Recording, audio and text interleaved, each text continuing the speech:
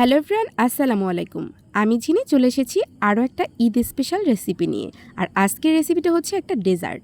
আর এই ডেজার্ট যেন তেন ডেজার্ট নয়, এটা হচ্ছে পেঁপে দিয়ে একটা মজার ডেজার্ট। আমি নিজেও জানতাম না পেঁপে দিয়ে যে এত মজার ডেজার্ট হতে পারে। প্রথমবার করেছি, কিন্তু মাশাআল্লাহ অনেক বেশি টেস্টি হয়েছে। তো চলুন দেখে নিই কী কী লাগবে।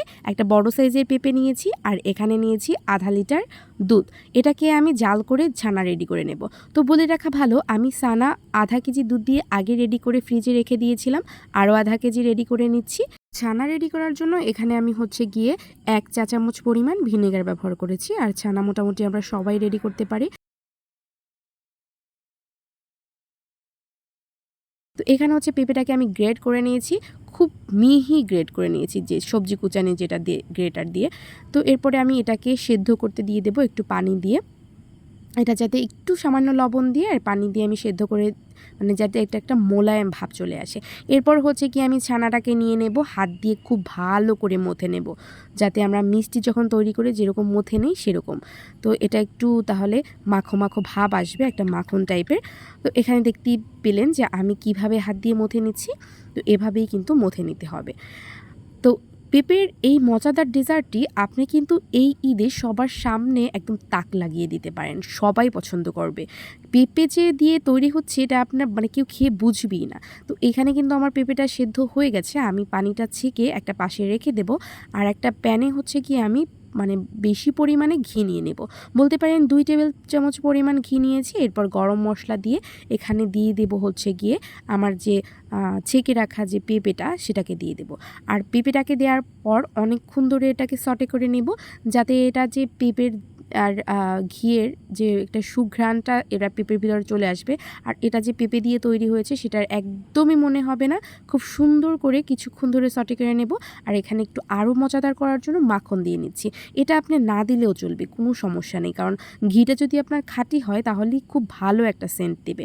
তো এরপর দিয়ে দিচ্ছি কনডেন্স মিল্ক। তো আমি আপনাদেরকে সতর্ক করে দেই, কনডেন্স মিল্কের কৌটা খোলার সময়, টিনের কৌটা খোলার সময় খুব তাড়াহুড়া করবেন না, আগেই খুব সুন্দর করে খুলে নেবেন। যেমনটা আমি করেছিলাম, খুব তাড়াহুড়ো করে খুলতে গিয়ে আমার হাত কেটে গিয়েছিল। তো সে যাই হোক, এখন সেজন্য আপনাদেরকে সতর্ক করে দিলাম। আমার একটা কনডেন্স মিল্কের 3 ভাগের 2 ভাগ লেগেছে। তো এটার কিন্তু অনেকটা পরিমাণ মিষ্টি থাকে, সেই অনুযায়ী আপনারা দেবেন যে যতটুকু করতে চান।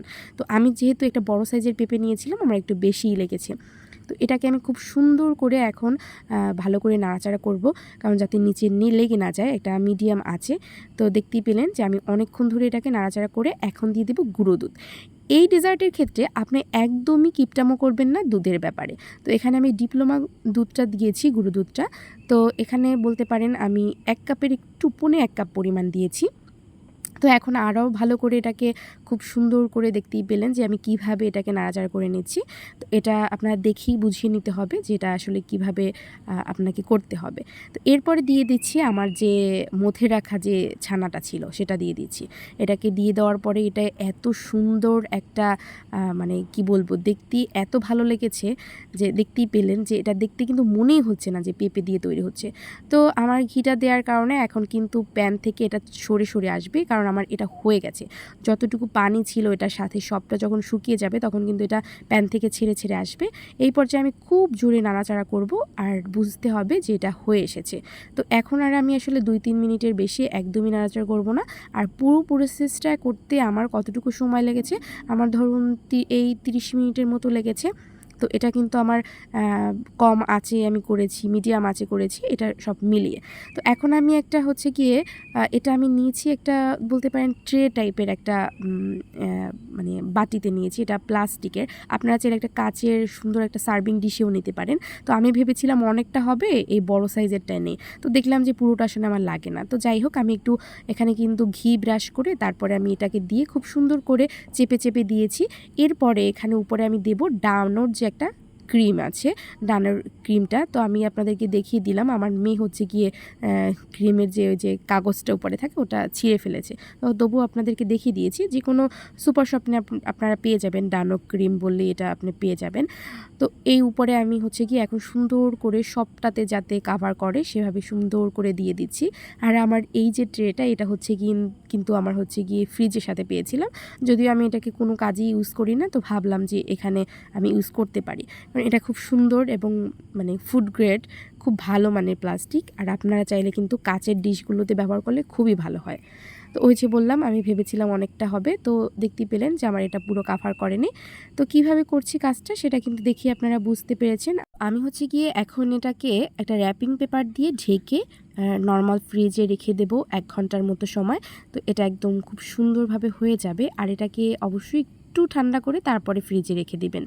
তো এরপরে আমি বের করে তারপরে হচ্ছে গিয়ে একটু উপরে গার্নিশ করে নেব একটু বাদাম কুচি দিয়ে, এটা সামান্য পরিমাণ দিলেও চলবে। এবার সুন্দর করে কেটে নেব। আর এটা একদম আমি কি বলবো, এটাকে বলতে পারি এটা ক্রিমি যে কেকগুলো হয় না, ঠিক তেমনটা খেতে অনেক বেশি মজা ছিল। মানে পেঁপে দিয়ে যে আপনি এটা তৈরি করেছেন এটা কেউ বুঝতেই পারবে না, আর এত বেশি মজা হয়েছিল। আর এই রমজানের শেষে, রমজানেও করতে পারেন, এছাড়া আপনারা, আমি যেহেতু ঈদ স্পেশাল বললাম, ঈদে কিন্তু সবাই মিষ্টিমুখ করে, এক ডেজার্ট আইটেম থাকি। তো আপনি কিন্তু একটু আলাদা ডেজার্ট দিয়ে সবাইকে তাক লাগিয়ে দিতে পারেন এবং সবাই খেয়ে ইনশাল্লাহ অনেক বেশি প্রশংসা করবে। তো আজকের মতো ভিডিওটা আমি এখানেই শেষ করব। আশা করি সবার ভালো লেগেছে। ভালো লাগলে অবশ্যই একটা লাইক, কমেন্ট, শেয়ার করতে ভুলবেন না। আল্লাহ হাফেজ।